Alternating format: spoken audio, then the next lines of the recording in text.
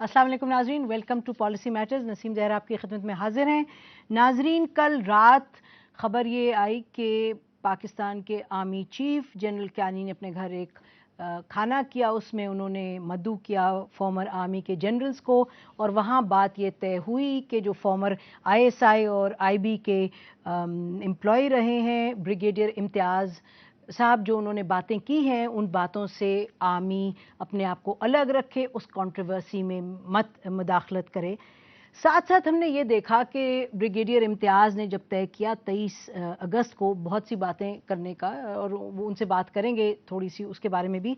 MQM के operation के हवाले से उन्होंने कहा उन्होंने कि जिनापुर एक फिगमेंट ऑफ इमेजिनेशन था, ये एक असल बात नहीं थी। और साथ साथ फिर वो आईजीआई को जो पैसे दिए गए आईएसआई की तरफ से, वो भी बात सामने खुल के आई। हमने ये देखा कि अभी चंद दिनों में जब से ये इंकशाफात किए गए ब्रिगेडियर इम्तियाज़ की तरफ से, ये एक मीडिया में जो गुफ्तगू शुरू हुई वो सियासतदानों के हवाले से हुई।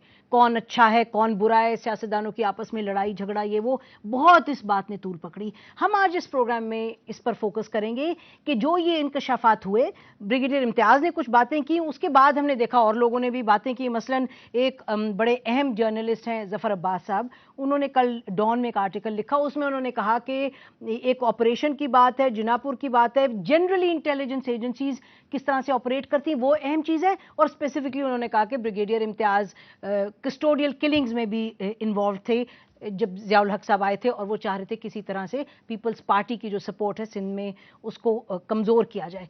तो ये सब चीज़ें हैं, हम इस पर आज फोकस करेंगे कि पाकिस्तान की इंटेलिजेंस एजेंसीज किस बेसिस पर काम करती हैं, किसके एजेंडे पे काम करती हैं, और कौन इनको मॉनिटर करता है, कॉन्स्टिट्यूशनल क्या चीज़ वहाँ मौजूद है चेक, और पॉलिटिकल क्या चेक हो सकता है, और सियासतदान भी किस तरीके से इनको मैनेज करते हैं। नाज़रीन, इसको डिस्कस करने के लिए हमारे साथ स्टूडियो में मौजूद हैं लेफ्टिनेंट जनरल अमजद शुएब साहब, फॉर्मर एडजटेंट जनरल हैं पाकिस्तान आर्मी के। उनके साथ तशरीफ़ रखती हैं डॉक्टर आयशा सदीक़ा, एनालिस्ट हैं, जानी पहचानी शख्सियत, और उन्होंने किताब भी एक लिखी पाकिस्तान आर्मी पे, मिलिट्री इनकॉर्पोरेटेड। उनके साथ तशरीफ़ रखते हैं ब्रिगेडियर इम्तियाज़ अहमद साहब, फॉर्मर डीजी आईबी और आईएसआई से भी उनका ताल्लुक़ था।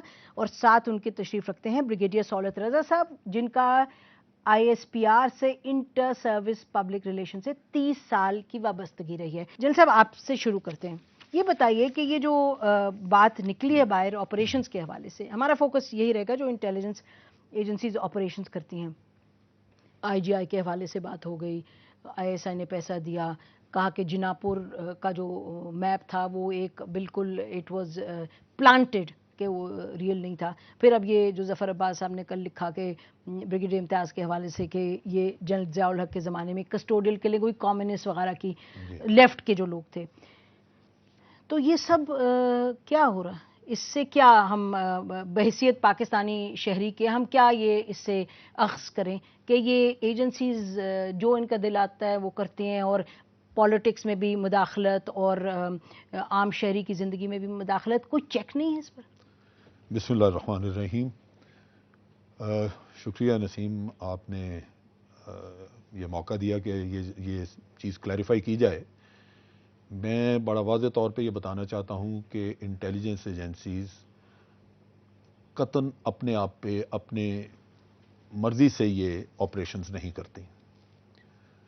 लोअर लेवल पे कभी कभार, बहुत जूनियर लेवल पे कोई एक्सेसेस हो जाती हैं जहाँ कोई इंडिविजुअल अपने तौर पे कोई इनिशिएटिव अपना यूज़ करके कोई हरकत करे, लेकिन उसमें बहुत सारी एग्जांपल्स हैं जहाँ लोगों को बड़ी शदीद सज़ाएं मिली हैं। ऐसे केसेस हैं जहाँ पे मसलन हैदराबाद के पास किलिंग्स हुई थी और वो बाद में पता चला कि डेकॉर्ड्स नहीं है और उसमें आर्मी ऑफिसर को फांसी हुई। ये चीज़ें जो हैं ये टॉप लेवल से चलती हैं। जो हुक्मरान वक्त के होते हैं वो अपने मुफादात के लिए आईएसआई को टास्क देते हैं। तो आप ये कह रहे हैं कि 1992 में मियां मोहम्मद नवाज शरीफ साहब ने कहा कि जिनापुर के जाके ऊपर उस वक्त पे मुझे ये वाज़े अंदाज़ा नहीं, लेकिन एक चीज़ वाज़े है कि उस वक्त आज के दौर की तरह गुलाम इसहाक खान थे, he was the all powerful man in the country. The elected prime minister was not calling the shots then. He wasn't to that extent, क्योंकि ये तो आज सूरत हाल आज जैसी थी कि उस वक्त भी जनरल ज़ियाउल हक के वक्त की वो लेगेसी चली आ रही थी और प्रेसिडेंट वाज ऑल पावरफुल। और मैंने खुद बाज़ मौक़ों पे देखा है غلام اسحاق خان صاحب کو کہ وہ جنرل بیگ کے ساتھ جب بات کرتے تھے تو بڑے تحکمانہ انداز سے، جب بڑا جیسے general Beg look to be a very really subordinate person in front of ہم. سو اس وجہ سے یہ کہنا کہ جنرل بیگ خود کو ہی اپنا انیشیٹو لیتے تھے یا جنرل بیگ کو جب کہا گیا کہ جا کے ڈاکٹر عائشہ صدیقہ کے پیسے آپ دے دیں آئی جی آئی میں بانٹیں، تو یہ تو کہانی بڑی کنفیوز ہے نا کہ جنرل بیگ کا آئیڈیا تھا یا پریزیڈنسی میں بیٹھ کے غلام اسحاق خان صاحب. غلام اسحاق خان تو ان اے سینس ٹوتھ لیس تھے نا آرمی کی سپورٹ کے بغیر. دیکھیے بات یہ ہے کہ جنرل وہ اپنا اسحاق خان، صدر اسحاق جو تھے ان کے شاید پٹھان تھے، ان کا لہجہ ایسا ہوگا. نہ تو بات یہ ہے کہ جتنے تیز اس معاملے میں جنرل بیگ تھے اور ان کا لہجہ دھیما تھا. اور میں آپ کو بتاؤں 1994 میں جب اپنی پی ایچ ڈی کر رہی تھی تو اس میں اسی پیریڈ کو اسٹڈی بھی کر رہی تھی، تو میری ان سے ملاقات ہوئی تھی. تو تب انہوں نے تب سے انہوں نے کبھی چھپایا نہیں کہ انہوں نے پیسے لیے ہیں اور پیسے بانٹے ہیں. صرف جو وہ یہ نہیں بتاتے تھے وہ یہ تھا کہ اس کا انہوں نے ان کا اس وقت ورژن یہ تھا کہ جی آئی ایس آئی نے تو ہمیشہ پیسے لوگوں نے آئی ایس آئی کو دیے ہیں. یہ جنرل بیگ کا ورژن تھا، یہ انہوں نے آپ کو کہا. جی بالکل، کہ جی جنرل پبلکلی کہہ رہی ہیں. جی میں پبلکلی کہہ رہی ہوں کہ ہمیشہ آئی ایس آئی پیسے دیتے ہیں. ہمارے آئی ایس آئی کو پیسے لوگ دیتے رہے انسٹیٹیوشنز. لیکن یہ جو چیز انہوں نے شاید نہیں بتائی کہ یہ ایک ایسا ایکٹ تھا جس میں ایک آرمی چیف نے پیسے لیے تھے ایک انٹرپرینور سے، اور وہ دیے تھے مہران بینک، اور وہ دیے تھے ایجنسی کو، ایک حکومت کو، سیاسی حکومت کو ڈیسٹیبلائز کرنے کے لیے.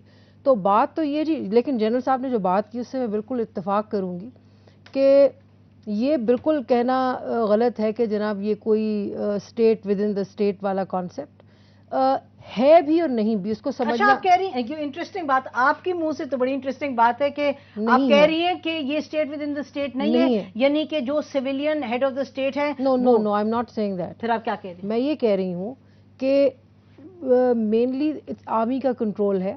تو پھر آپ کہہ رہی ہیں کہ army state with in state ہوگی، not I S I. In fact 70% decisions جو ہیں وہ اپر مینجمنٹ لیول پہ لیے جاتے ہیں. 30% ہیں ڈیسیجنز جو کہ کمانڈرز کے لیول پہ لیے جاتے ہیں، وہ ٹیکٹیکل ڈیسیجنز ہوتے ہیں، اسٹریٹجک ڈیسیجنز. اچھا بریگیڈیئر صاحب، تو آئی S I state with in the state نہیں ہے، آرمی کے کہنے پر چلتی ہے. تو آپ یہ پھر کہہ رہے ہیں کہ جناپور کے حوالے سے جو آپ نے پوزیشن لیا، آپ نے کہا کہ جو میپ تھا وہ تو ایک بنایا تھا، it was figment of somebody's imagination, M Q M کو کسی طریقے سے پریشر میں ڈالنا تھا. تو یہ پھر آرمی کا ایک پلان تھا، آپ کہہ رہے ہیں؟ یہ بالکل کلیئر ہے کہ جو آپریشن پہلے لانچ کیا گیا سندھ کے اندر، بیسیکلی یہ اینٹی ڈکائٹ آپریشن تھا. وہ تو 72 بہیڑے ہیں اور میاں نواز شریف نے اس کو سپورٹ کیا تھا.